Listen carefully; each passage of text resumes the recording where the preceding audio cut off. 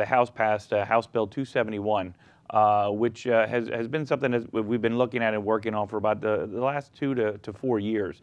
And basically what that'll do is it'll provide expansion of gaming in the state of Pennsylvania, primarily through like VGTs, the video gaming terminals. A lot of folks, you may remember, I mean, and these conversations have been going on for 30 years, but the poker machines that used to be in certain bars, taverns, and clubs, they were deemed to be illegal. So we're looking at providing an avenue for our social clubs and our bars and taverns to be able to reinstate those games, have them run legally, create additional revenue for the state, and we're looking at creating about $1 billion industry in the state of Pennsylvania.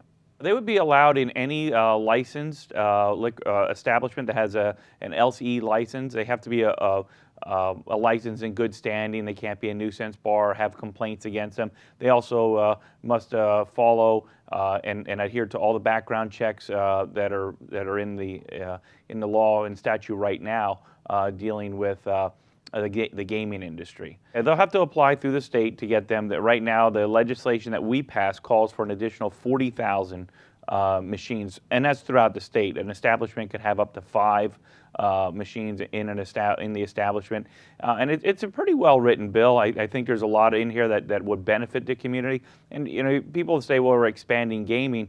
But this gaming, a lot of this stuff has been out there. I mean, these types of games have been throughout our state and debated for many years. And also, this would add additional resources in local shares. So there'll be additional grant money coming back to the county for local fire and EMS, police grants, and economic development. And also, the host municipality would be able to qualify for grants to help with blight or public service. Public safety issues. So there's a lot of things in this bill that would provide additional funding to our local communities. And I think the important thing to note as we look to do this type of expansion, this is not going to affect nor take one dime away from the money right now that is collected through the casinos and through the slot revenue that goes to property tax reform. If anything, this will enhance the money that's coming into the state to go to public education. The machines will be, they'll be what are called terminal operators. So there will be companies that have these machines. They will be hardwired to the state. So as far as the clubs and the taverns that put these machines in, they're not going to have to worry about doing additional paperwork, or they're not going to have to worry about accounting. This is all going to be hardwired. It's going to the cut of the money will come out for the tavern or club, the money to the operator, and the money to the state that will collect in taxes. All that'll be done right through the machine, there's you can play these games.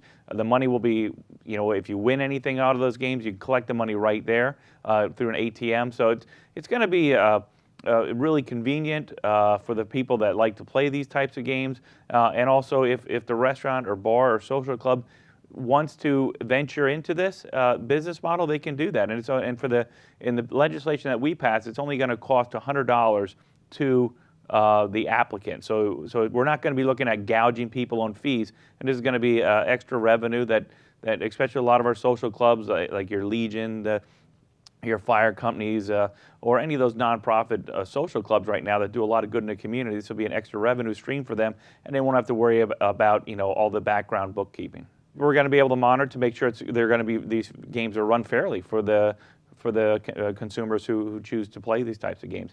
And I think one of the other conversations as we look at expanding gaming. Now myself, I'm not much of a gambler. I don't gamble.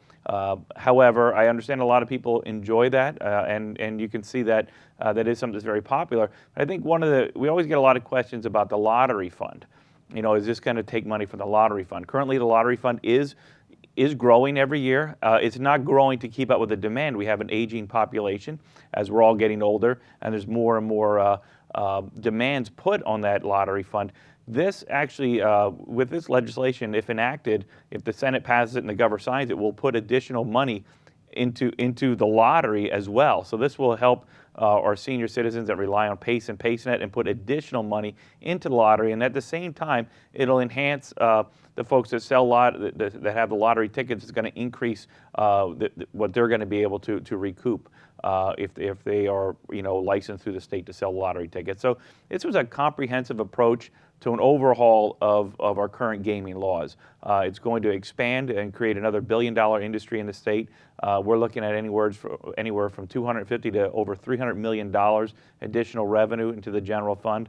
A local option for grants that can go to administered back to the county and to the municipality, and at the same time, it's going to give those restaurants, bars, and tavern owners, social clubs that choose to opt in, another way that they can recoup some of the their operating costs for their establishments. 4% is collected. 2% would go to grants that would be administered through the CFA, the Commonwealth Financing Authority, back to the host counties where that money is collected, and 2% would go to the host municipalities where that money is collected. And those grants could be applied, they could use that money to help blight, control blight in their communities. They could use it for fire and EMS. There are guidelines as to what that money can be used for: economic development, fire, EMS. There's also money in here that sets aside $2.5 million to help combat the opioid crisis. So there's a lot of things in this legislation. It really is a comprehensive approach, and it also tightens some of our laws throughout the state to ensure that everything is done properly, and that we're going to get rid of the illegal games that are out there now, and we're going to have, we're going to allow businesses that want to get into this to be able to do it in a legal way. And it's going to benefit the state. This gaming has been out there. I mean, already right now, people can go on their cell phones or on their iPad and use internet gaming, and it's unregulated, and the state doesn't get any money at all. So this would expand that opportunity for iGaming, and that the state would be able to regulate it. Not really looking to expand it because it's already there, but regulate it, ensuring that the state, that the consumers are protected, and at the same time that the state is getting the revenue generated off that. There's some enhancements for our casinos in there, and it provides our local small business owners the opportunity to make more money. I'm hopeful that the Senate will not make too many drastic changes, and that I think that the biggest benefit in this legislation, as I see it, for Carbon County and for the rural counties in Pennsylvania, is the expansion of the VGTs. While Carbon County, we don't have a casino in our area. We have one in Monroe County. There's one in Northampton County, but this is going to give that opportunity for their business owners in Carbon County to be able to get into that market a little bit and compete for some of that revenue, and at the same time provide additional local grant programs. I'm not exactly sure. I think the Senate, I'm hopeful that they take the bill up as it is and consider it, and I'm optimistic, shall we say, that the governor would sign it. We are facing a significant budget shortfall, and this is $300 million coming back to the state that can go to fund a lot of programs, whether you're looking at expanding money for human services, for drug and alcohol treatment, for programs to assist senior citizens, or even our schools. This money could go additional money for education. So there's a lot of opportunities with this legislation. I'm hopeful that the Senate and the governor will be supportive when we get this done by the end of the month.